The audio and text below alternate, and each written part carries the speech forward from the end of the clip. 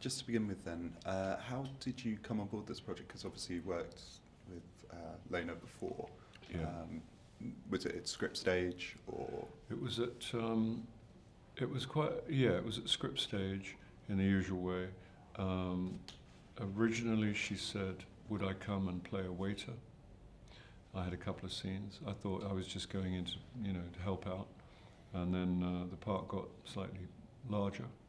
And but whatever, I was keen to be in it because I admired the script so much, and because it's Lona, and I love to work with Lona, and the cast was it's a fabulous cast.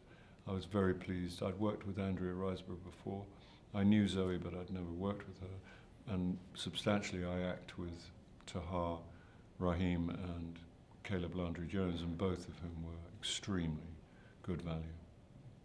And obviously you worked on Their Finest as well. What is it about Lena's approach as a director that you so admire? She's a democrat in the real sense of the word. Everyone is treated with respect. She laughs a lot. She looks for things to be funny. She has great humanity. She is smarter than I am. She's very, very observant. She misses nothing. You feel safe, and you feel that you're in the presence of somebody who's kind of serious, although not grim, but and that you're involved in something, that might just work. It's difficult for me to express, but I'm very, very happy working with her. I get a very, very good feeling. And you mentioned the cast. It is a fantastic cast, but it's also, French, British, American. It's a wonderful cast drawn from all around the world. How does working in an ensemble cast change the dynamic of a production? I don't know really. I don't really experience it like that. I just do my bits. When you're required, you just do what's in front of you. I'm not very good at overview. I don't really, I have specific things I have to really focus on, and I tend to do that. And I never know quite how the whole thing will be structured, finally. That's as much as I can say, really. And obviously, Russian accent. Oh, yeah. How do you prepare for different accents? I've had to do lots of accents, and I do the same thing, which is you need you need the exact words that you're going to be speaking said in the accent that you're going to speak them in. So you need to find somebody. And I've done all kinds. I did an Australian accent, and they said I said, "Where are all the Australians in London?" They said the Chelsea Arts Club. So I went to the Chelsea Arts Club and bought everybody a pint, and put the tape recorder on the bar, and then with my lines underlined. And I have some heartbreaking tapes of guys who are very loud in the bar, and then as soon as you say, "Can you speak into there?" They're like, "What you mean in there?" You're like, "Yeah," and they've got these, it's very moving. And when I had to do Welsh, I went to Wales and went in pubs in Wales and said, "Will you come and sit in my car in the car park and speak into my iPhone?" They were like, "All right, yeah, maybe." And I have some very, very funny tapes. Do you keep them? Yeah. I have a whole. My iPhone is full of audio memos of different people speaking different accents, and including me speaking different accents, because I fool around at night watching TV. If you get an idea in here, you just, now you've got an iPhone. It's just like, you can just you can record whatever, because you think it might come in handy later on.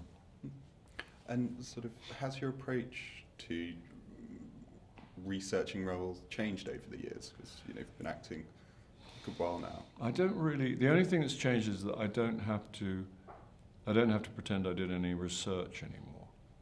Because people ask me, how much research have you done? The answer is probably none whatsoever. I work at a level of writing where any of the information you need is in the script. Reading around the subject, which is a famous piece of displacement activity that writers use in order not to have to write, to avoid the moment when you might have to make any decisions. It's the same. largely with research. I mean, for some people it helps, I'm sure, but it's never really. I mean, in the old days, that if you were playing a photographer, they'd send you to a photographer's studio to observe. Really, you'd get very little out of it, apart from you're never going to learn how to photograph anybody. I mean, you haven't got the time allowed is no. It's like when I was a hairdresser once. I learnt to wobble the hairdryer. That was about the only thing I learned. You're never going to learn to be a hairdresser, and I didn't observe anything. You might think they've got a pair of trousers that look quite good, and maybe we'll try and get a pair of trousers like that or something. I mean, if there were specific things like you have to, you've got a physical disability or you've got a vocal impediment or something, you would research it, but or not research it. You'd just go and find somebody who had that and copy it. Mm-hmm. But other than that, I don't need backstory and things of that kind. There's a very famous story of Alan Ayckbourn being in a Harold Pinter play, and he went to he went to Harold Pinter. He was young enough to go to Harold Pinter and say, "My character, can you tell me something about where my character comes from, where he went to school, and how he might have grown up?" And Harold famously said, "Mind your own fucking business," which is a very favourite story of mine. And you work in lots of, across the years you worked in different mediums, whether it's radio, TV, film, Does your approach change, or is it just in the material?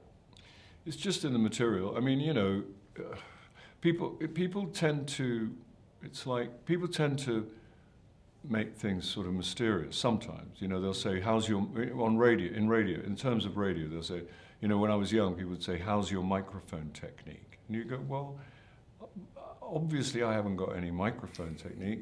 What do you mean microphone technique? It turns out if you're going to shout, lean back a bit, and if you're going to whisper, lean forward. It's like when you're playing a small theatre, people say, well, it's really, the audience are right there and it's scary. It's fine, you get used to it after about, 2 shows. And if they're a bit further away, you raise your voice a bit. You know what I mean? Obviously, it changes the way you act, but it's not like a huge problem. You know what I mean? It's just a technical matter which any human being would take care of it. It's like when they bring the camera there, you don't start acting, in a grand way, mm-hmm. because the camera's there. Whereas if they take it away, you might have to. It's not rocket science, really. And I really leave that to the director or anybody else. And if they want to say take it down, they'll take it down. Or if they want to say take it up, take it up. Mostly they say take it down, which I'm always quite gratified for, because it took me a long time to take it up. And just finally, obviously one of the themes of the film is just sort of the milk of human kindness. Has there been moments in your life that you particularly remember that you feel you've experienced that sort of yeah. I mean, like a lot of, I'm very fortunate, and like a lot of people, my life has been entirely peppered with instances of people being kind to me. I mean, I've been very fortunate in that respect, and that's the experience of most people I know. That's what generally happens with human beings. We are persuaded to emphasize the other things that happen sometimes in films and things. This is not one of those. And politicians famously try and divide us in order to get us to vote for them bogusly. But what people do, they generally rub along pretty well, and that's my experience. There are lots of examples, but I won't go into any particular ones now. That's perfect. Thank you. Thank you, Joe. Thank you very much. It's always a pleasure.